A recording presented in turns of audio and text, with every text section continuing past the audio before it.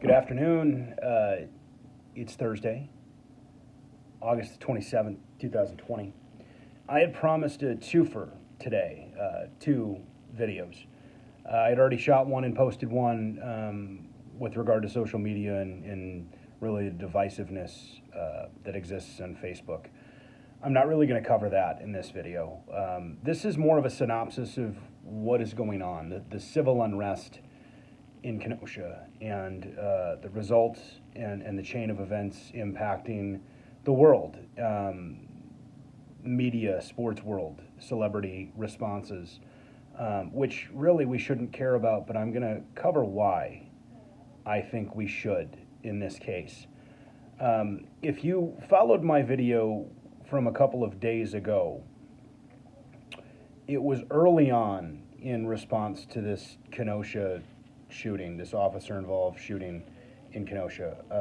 Jacob Blake was the suspect and was shot 7 times, which has been confirmed by Officer Rustin, I believe Rustin Shesky, a veteran of the Kenosha Police Department. At the time that I shot my first video, I was directly targeting celebrities, specifically those in the NBA community, for turning a blind eye to the rioting. And they were have been really supportive of BLM, and I am supportive of BLM, but I am not supportive of the rioting. And I thought that maybe that platform that LeBron James, Chris Paul, Carmelo Anthony, Dwayne Wade, Greg Popovich, Steve Kerr have, they could have used that to equally condemn the rioting as they have supported BLM. And let me be clear that you can do both. You can support Black Lives Matter and you can condemn violent rioting. It's not protesting, it's rioting at that point.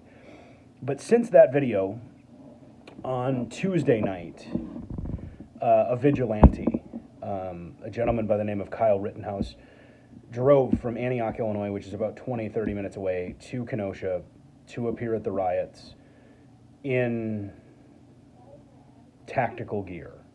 He brought a tactical rifle, and I just want to be clear that anyone that attends an event like that they know is going to have protesting, that they know is going to have rioting and looting, and you attend it with a weapon, let alone a weapon like an AR-15, you're there only for trouble. And this is nothing more than a vigilante. He has since been charged. Kyle Rittenhouse has been charged with first-degree intentional homicide, and he was apprehended by the Antioch police Wednesday. In response to this, I also want to point out that local officials, local leadership, are not getting the attention that they should. Attorney General Josh Kaul, Wisconsin's Attorney General, has confirmed that Jacob Blake had a knife at the time of the incident. So he was armed with a knife.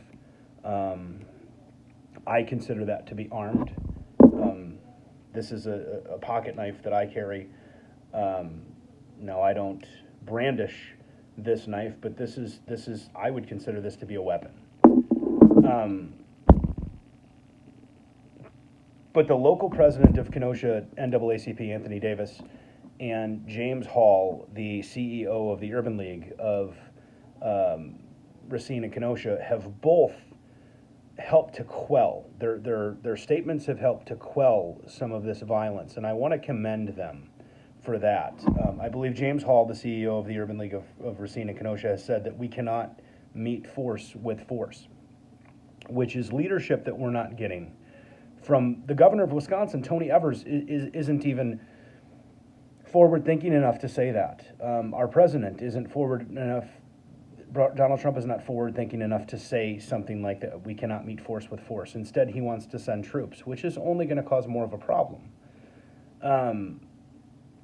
So I do want to commend those local officials. I also want to say that in an unprecedented motion, an unprecedented motion of unity, the Milwaukee Bucks yesterday elected not to play Game 5 of their playoff series with the Orlando Magic from the bubble in Orlando in response to this, in response to the unrest. And I believe it is the actions of Kyle Rittenhouse, the vigilante, that has really pushed it over the edge here. Because not only do we have an officer-involved shooting, not only do we have nights of looting and rioting and fires, but we have an individual that's taking the law into their own hands and shooting people. And things have just kind of spiraled out of control. So I had nothing but condemnation for the athletes' response to the rioting, and now I want to go on the other side, and I want to commend the Milwaukee Bucks in an incredible showing of unity. The Milwaukee Bucks spent the entire time allotted for their game yesterday attempting to contact Wisconsin's Attorney General Josh Kaul. Unfortunately, Attorney General Kaul was very busy in preparing a statement regarding Jacob Blake being armed with a knife, that he couldn't take their call, and as of this time, I don't know if they've had a chance to speak. But I think it speaks volumes that they spent that entire 3-hour time period from the locker room, rather than going back to the hotel, rather than relaxing. They spent that time attempting to contact him. They spent that time attempting to try to bridge that gap and see what maybe they can do for their community.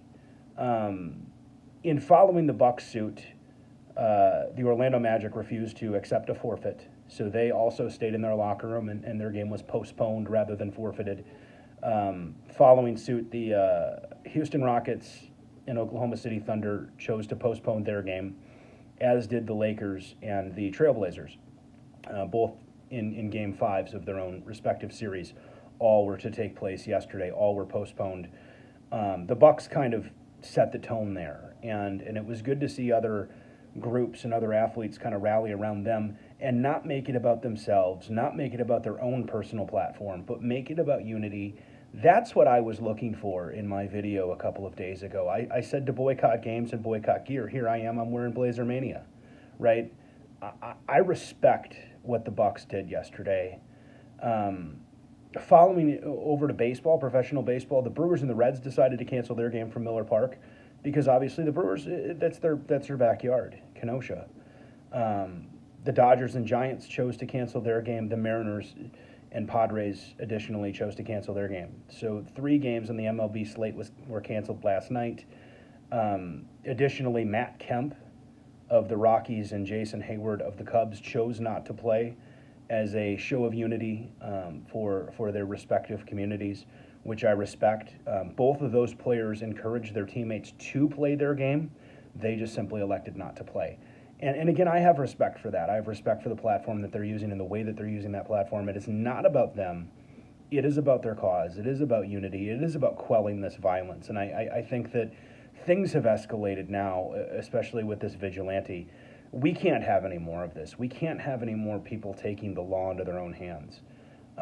It's one thing to burn a business down, and it's terrible. Absolutely terrible to burn a business down. It's another thing to bring an assault weapon with the intention of shooting people. Either one, whether you're bringing bricks to a protest or lead pipes or Molotov cocktails or a gun, it's all horrible. And I just hope that these